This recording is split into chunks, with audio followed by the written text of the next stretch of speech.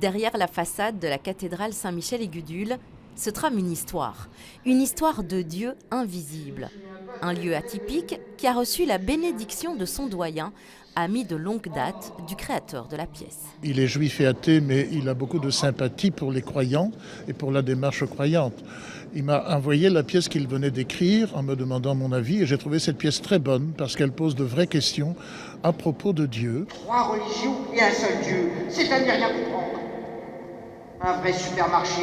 Et puis il y a des questions philosophiques. C'est quoi un monothéisme où il y a à la fois Yahvé, Dieu le Père et Allah? Est-ce que c'est les mêmes? Est-ce qu'ils ont 3 casquettes différentes? Et alors Jacques, il fait un débat théologique aussi. Mais tout ça sur un mode ludique.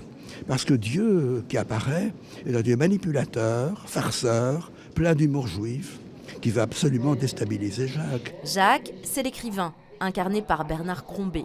Et Jean-Paul Comard se glisse dans la peau du Dieu. Ces 2 comédiens sont mis en scène par Cyril Legris et il lui aura fallu 2 ans pour arriver à ce résultat. On a beaucoup travaillé à la table, travaillé les versions, un peu comme au cinéma d'ailleurs, adapter, d'être très concret, d'être très dans le jeu.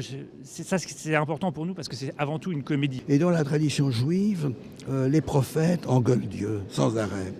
Cela fait bientôt 1 semaine que tu me réveilles à 5 h du matin.